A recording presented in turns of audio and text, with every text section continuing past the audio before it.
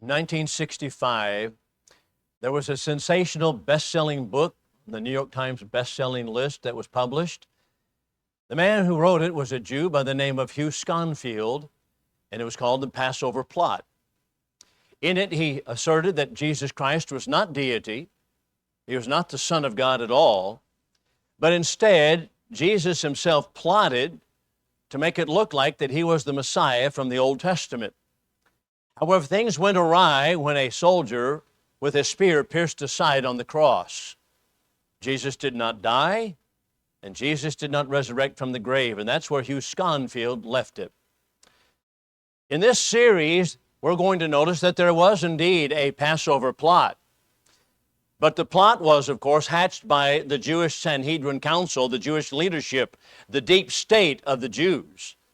There was a plot against the life of our Lord. And we're going to open up the series by looking at the plot as it is hatched in John chapter 11, beginning in verse 47. Before going there, however, I want to go to 1990 for just a moment.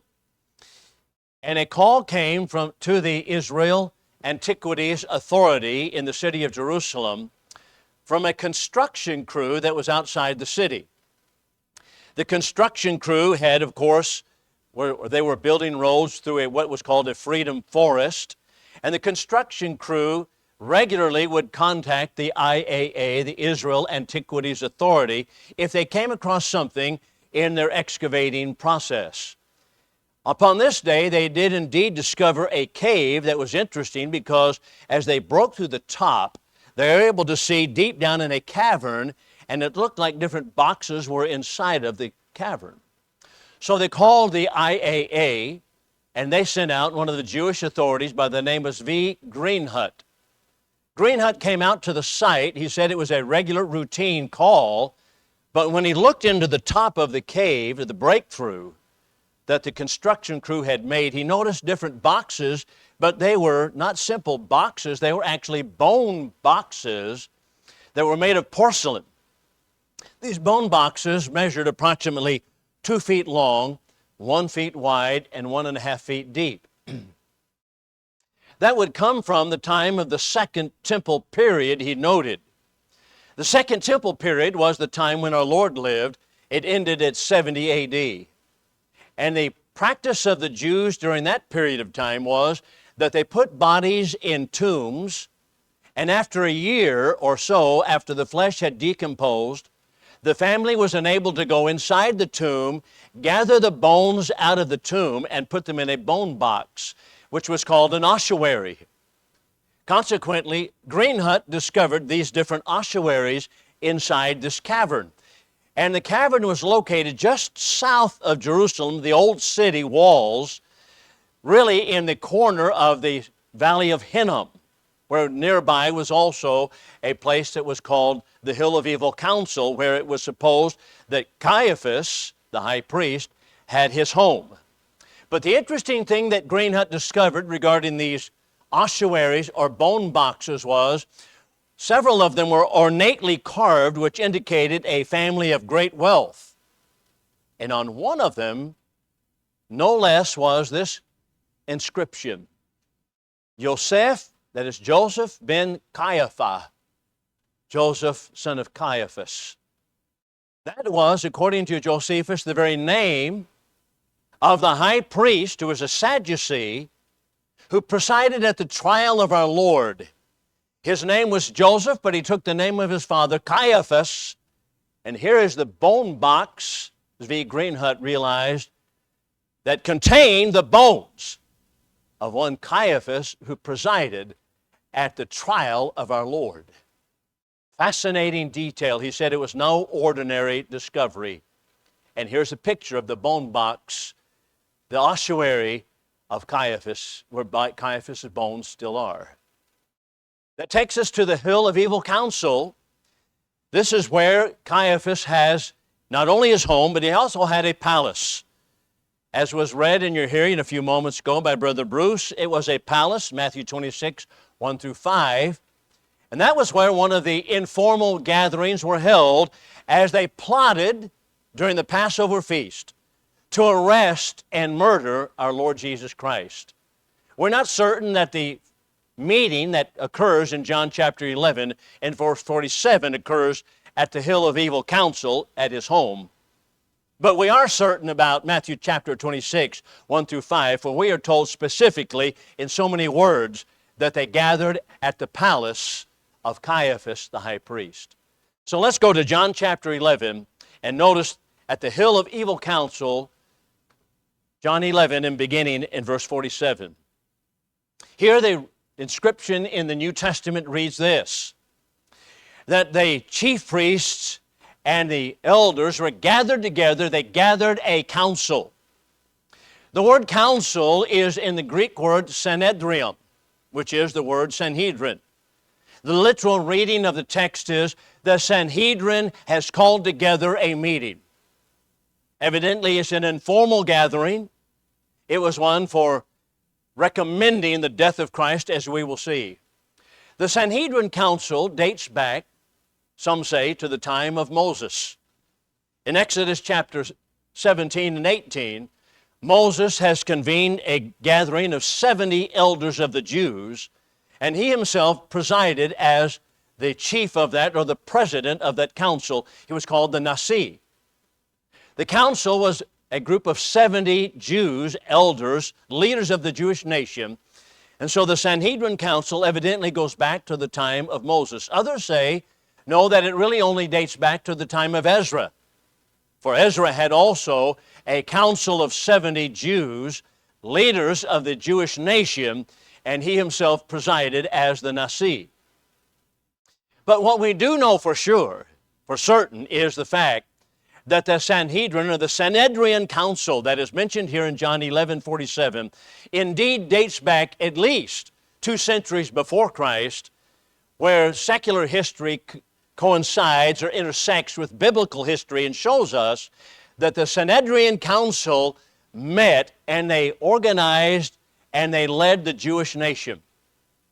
The Sanhedrin Council was composed of 3 chambers. We have, number 1, the chief priests. We have, number 2, the elders. That would be the elders, the older ones. And then we would have the scribes. They would be the lawyers. Chief priests, lawyers, and then the elders. All 3 classifications, all 3 chambers are mentioned in Matthew 16, verse 21. Chief priests. Then we have elders and scribes. The scribes, of course, are the lawyers. These are the ones who are called nomikos, that is, the persons who are experts in the law. The chief priests were the experts in religious authority.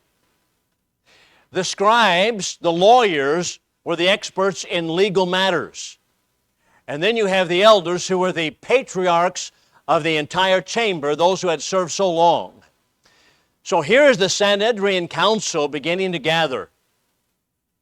The Sanhedrin Council not only into 3 chambers, but it also had 3 different functions, and I want you to note them carefully. The 3 functions of the Sanhedrin Council included, number 1, the executive action. It included, number 2, the legislative action. And number 3, it included judicial action as well. You will recognize immediately that those are 3 functions of government that our founding fathers thought wise to divide and not make it all in one chamber or one group of people. But in the Jewish Sanhedrin Council, all of these operations were held by the same group of religious leaders. The executive action would be, of course, because they were executing the laws that they themselves had passed. They had servants, or they would be a police force that was armed, and we will see that police force later in the arrest of Christ. So they had executive action according to the Sanhedrin Council. They had legislative action also. They had legislative authority. That is to say, they passed legislation that guided Israel. And then they had judicial function as well. The most important function, according to many of the rabbis, was the judicial function, and that is they were to oversee all of the cases that came before it. All 3 actions of government were now held in the hands of the Sanhedrin Council. And that is what makes, incidentally, a theocracy. When a religious body, because that is what the Sanhedrin was, when a religious body holds all three functions of government, executive, legislative, and judicial, that is what makes a theocracy. It is not that a country says we are founded upon God. So that was the way that they functioned as a legislative, judicial, and executive body. But not only that, but it is not well known that throughout all of Israel, according to Exodus chapter 18, they had lower courts as well. Consequently, any town that had 120 families within it in Israel had its own Sanhedrin or Sanhedrin council. That council numbered 23 members.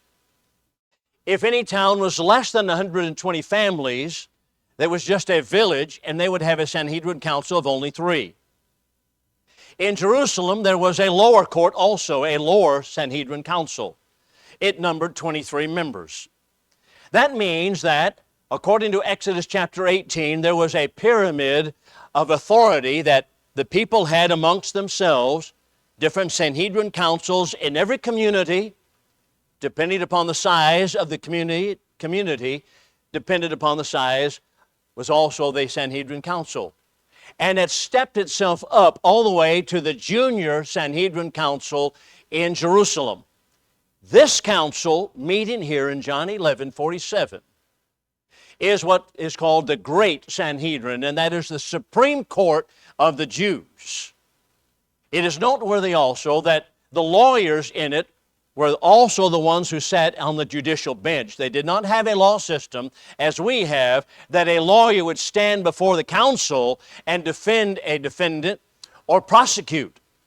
But they would have lawyers, experts in the law, that were part of the council. So let's enter into the chambers of the council as they meet in this informal gathering and hear what they have to say. So we're told in John 11:47 that they gathered together a council, that is the Sanhedrin council, and they said this, "What are we doing? This man does many signs." Notice they put in juxtaposition. What are we doing? The answer is very little compared to what he is doing. What has just occurred is the resurrection of Lazarus from the grave. A great and notable miracle has been done. What are we doing? This man has done many signs. It is also important to underscore the word signs here because they use it in the sense of a miracle. And that's exactly what the word sign in John's gospel means. Miraculous, that is, violation of the laws of nature, a miraculous event. As the same council said in Acts chapter 4, verse 16, a great and notable miracle has been done, and we cannot deny it.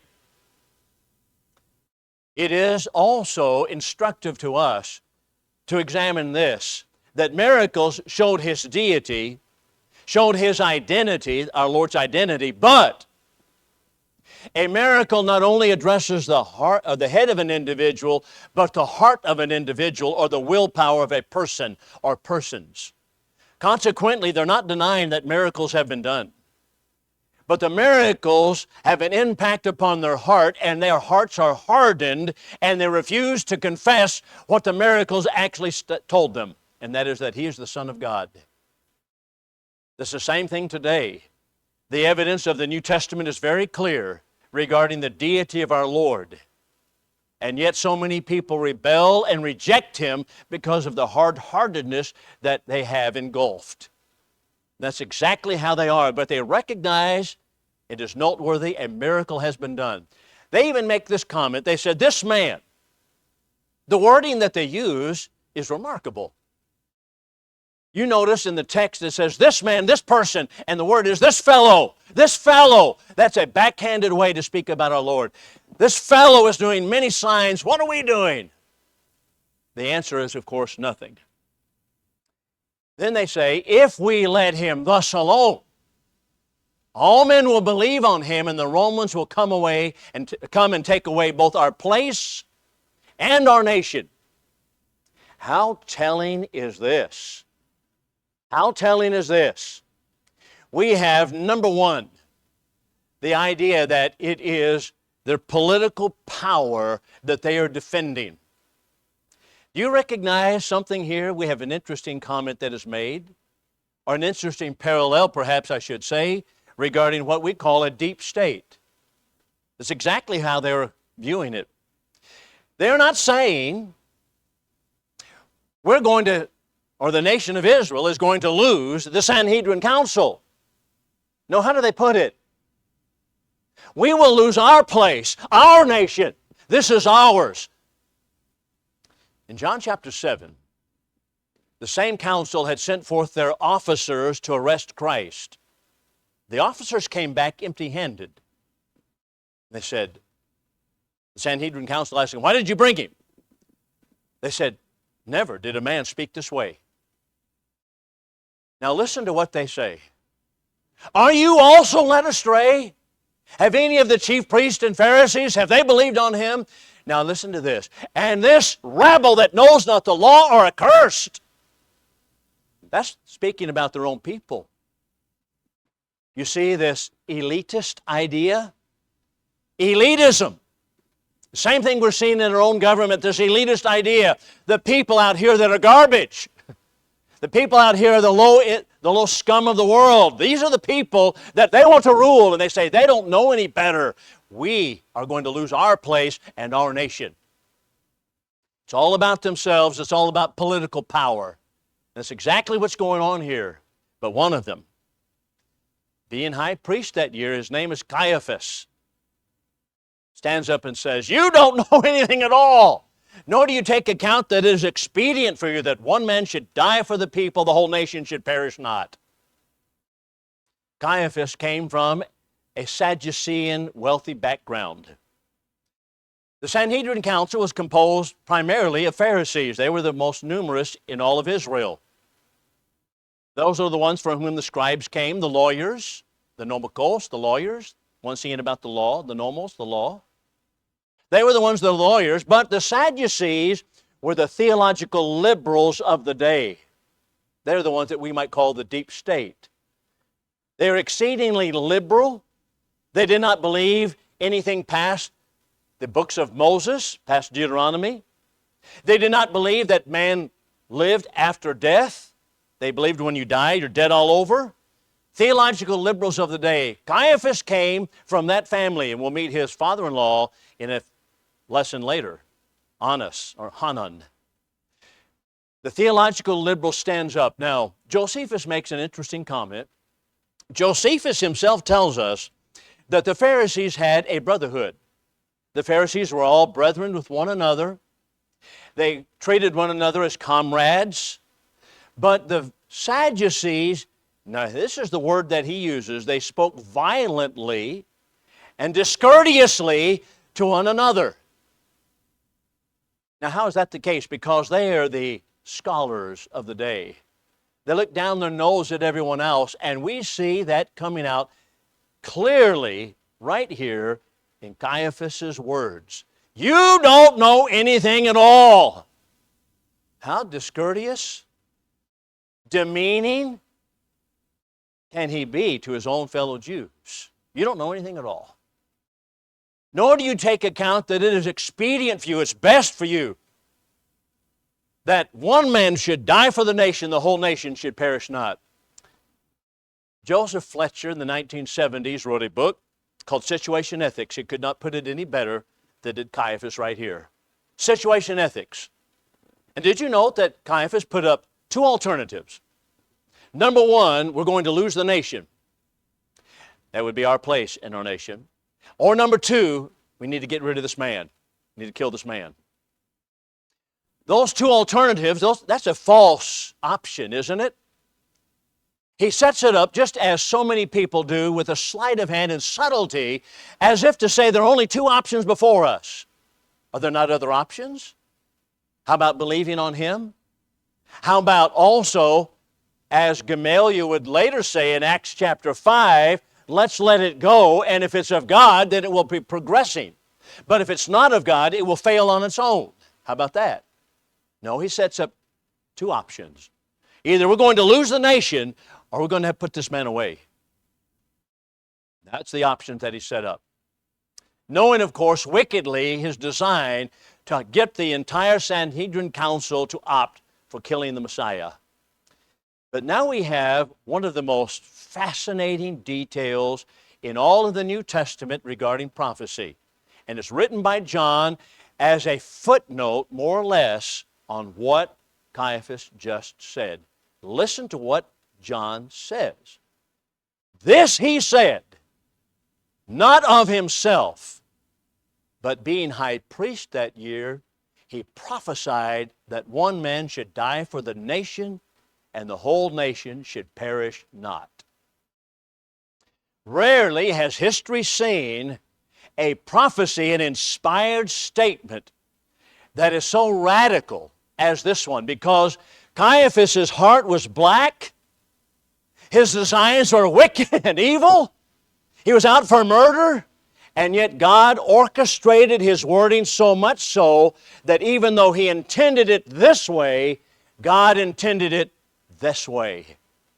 And we have an inspired statement by Caiaphas, unwitting by him, that Christ would be crucified or murdered on behalf of the people, and not for the people. And note the characteristic that he calls the Jews, the people, not for the people only, but for all of the children of God that are scattered abroad, that he might gather them together into one. What a fabulous prophecy is this one.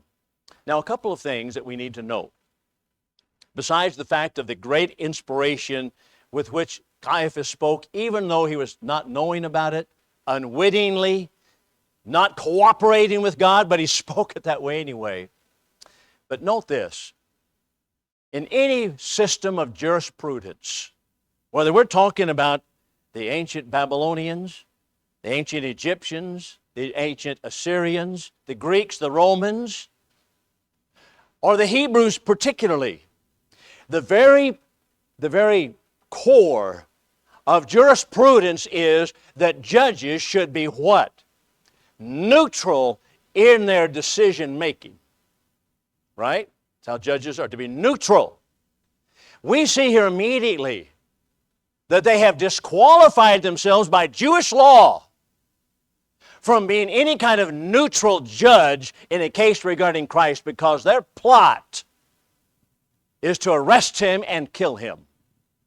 They have disqualified themselves from any system of jurisprudence that would be fair at all. And we are told in the aftermath that our Lord withdrew to a place that was called Ephraim in the wilderness, and there he spent the last few weeks, apparently, of his ministry with his disciples in quietness, in solitude, contemplating that which was coming upon him. But the Sanhedrin Council, the last verse of John 11, tells us this. They put out an order. Remember, their functions were judicial, executive, legislative. They put out an order. Any man who knows where he is, as the Passover feast now approaches, your obligation is to tell what you know. They put out a police force to do it. And that's how Jesus now comes into the city of Jerusalem. Into the city of Jerusalem our Lord came in the triumphal entry. You know they must have burned inside when they watched that occur. They hated it. They even reprimanded our Lord for accepting the praise of the people, the rabble that they called. He said, if they don't say it, even the rocks will cry out. Then in Matthew chapter 21, 22, we have 7 debates that our Lord takes place, that our Lord joins with the Pharisees and then with the Sadducees. 7 different debates. And in every one of them, he makes them look like school children. They absolutely hated him. And then we have, in Matthew 23, we're coming to Matthew 26, we have the 7 woes, a harsher critique we cannot read than we have in Matthew 23, the 7 woes that our Lord pronounces against the Jewish people and the Jewish leadership particularly because of their deep-seated hypocrisy. Matthew 24, he discusses the destruction of Jerusalem. And finally, Matthew 25, he gives parables of preparedness And that brings us to Matthew chapter 26. Once again at the hill of evil counsel, verses 1 through 5. And so we open with Matthew 26. We are told in Matthew 26 that when Jesus had finished all these words, he said unto his disciples, you know that after 2 days the Passover comes. The Son of Man is delivered up to be crucified. A plain, simple, straightforward statement. If we follow just a moment Mark's gospel, we'll see that our Lord had predicted his death, burial, and resurrection upon a number of occasions, and see it build for just a moment. So Mark has a compressed account, more or less. So we'll begin with Mark chapter 8, verses 31 and 32. Our Lord there, Mark 8, 31 and 32, predicted his death, burial, and resurrection. When he did so, we are told that Peter took him aside and rebuked him. That's amazing, isn't it? Because their conception of the Messiah was not that he would be crucified and not resurrected, but that he would be a political Messiah freeing them from Roman tyranny. So Peter takes him aside and corrects him. Our Lord then says, get behind me, Satan. You mind the things of man, not of God. Now we come to the next chapter, chapter 9, Mark, verses 9 and 10. Once again, coming down from the Mount of Transfiguration, he makes a very plain prediction regarding his death, burial, and resurrection. But we are told that they did not ask him regarding it. They debated among themselves, what does the rising from the dead mean? You see, when people have something in their mind, in their computer, that this is the way it has to be, even the plainest statements have a hard time getting in. And they simply debated among themselves, what could he possibly be talking about? Now we come Mark chapter 9, now verses 31 and 32. Later in the same chapter. In the same chapter, he makes the same prediction. And this time we are told that they were afraid to ask him. They didn't know what to make of it. They didn't know what to say, but they were afraid to say anything to him. And then we finally come to Mark chapter 13, verses 33 and 34, where Jesus makes another plain, simple statement. The parallel of that is Luke chapter 18. And he makes the statement in so clear of terms that we are surprised to read, according to Luke's gospel, they understood none of these things. They were not willing to understand it. They had no conception of a suffering Messiah. And so our Lord here in Matthew 26 and verse 2 makes a prediction again. But we are told at the same time, then at that time, you see the wording of the text? Matthew 26 now, back to Matthew 26, verse 3. Then at that time, at that very moment, the chief priests and elders of the Jews met in the palace, that's the hill of evil counsel, of Caiaphas. And they took counsel how they might take Jesus by subtlety, but they were arguing among themselves. The imperfect tense means they were arguing among themselves, speaking about this, not during the feast, lest a riot arise among the people. So popular was our Lord. But before the meeting concluded, jump down to verse 14 of Matthew 26.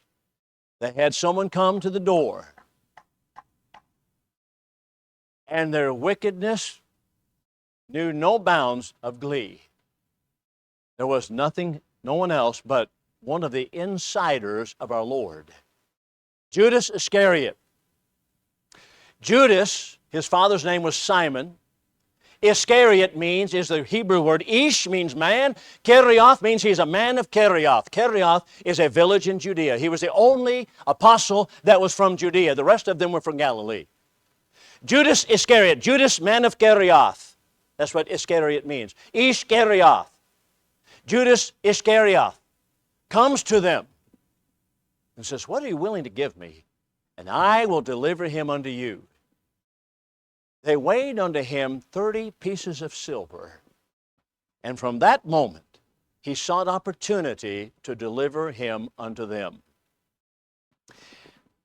They could not believe their good fortune, as they would put it, that they would have one of the inside disciples, because they had just put off the arrest of Christ, not during the Passover, but now this opportunity presented itself unbelievably to them, and they paid Judas to deliver him. They had to do it away from the crowds, or as they have just said, they feared a riot among the people. Walter Chandler is a lawyer who has written a book called The Trial of Christ, A Lawyer's Viewpoint. And he points out in the book several interesting facts. And he talks about all of the laws that the Jews themselves violated, their own law, in order to arrest and try and murder the Lord. But one of the interesting things he points out is that there is what is called the different lines of evidence that lawyers look for. And there is what is called ordinary evidence, there is supplementary evidence, and then there is evidence of logic. Let's take a look at each one of them very quickly. There's ordinary evidence, that is to say that when you have different witnesses, Matthew, Mark, Luke, and John, ordinary corroboration is to say that one of them corroborates the other story. That is, for example, when we have the episode regarding the feeding of the 5,000. All gospel writers mention it, and all gospel writers agree in every detail. 12 basketfuls were taken up in the aftermath. But then we have, and I think this is perhaps to me the most intriguing, and that is there is supplementary corroboration. And that is to say that the gospel writers, no evidence that they corroborated themselves in writing their story, nevertheless, they supplement one another with statements that could not be understood unless you had the other gospel in front of you. For example, in Matthew chapter 26, when our Lord was now before the high priest Caiaphas and the Sanhedrin council, and we're told that they struck him with their hands, and they said unto him, "Prophesy, thou Christ, who is it that hit you?" Now that is a peculiar statement, except for the fact that when you come to Luke's gospel, he tells you the other detail that makes it now discernible. They blindfolded him, and we only learn that from Luke. Now we understand why they would say, "Prophesy, who is it that struck you?" Or here's another one from John chapter 18, which we'll talk about in a couple of lessons here down the line. When Jesus is arrested, we are given the information by John that Peter drew a sword and he struck the high priest's servant, cut off his right ear, and we're told by John only what his name was, Malchus. But the question that many people ask, why was he not arrested? Why was Peter not arrested? He just exercised violence against the officers of the law. Why was he not arrested? Luke's gospel supplies the answer. Not told by John, but Luke gives us the answer, the supplemental detail that a Lord touched his ear and healed him immediately. Therefore, that's why Peter himself was not arrested. And there are scores and scores of supplementary details that help one another out or help us all out in reading the different accounts of the gospel. Then we have the corroboration of logic, and that is things that simply make sense to us. For example, on the resurrection morning, we have two men running to the tomb, Peter and John. We are told that the youngest of them in other gospel writings was the youngest. John was the youngest. And who is it that arrived to the tomb first? John. But he's a little bit fearful. It doesn't go in. Peter comes in, shows us his characteristic, and he plunges into the darkness of the tomb. So these lines of evidence show us something very, very important, and that is that in any plot that is designed by people to fabricate the story, the first rule is that everything must agree in all detail because the plot will be discovered.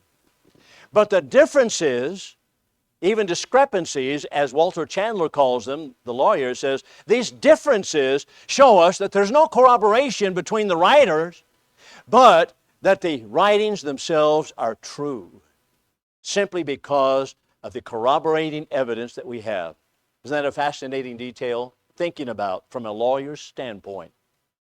Let's go back to Caiaphas' statement here as we conclude.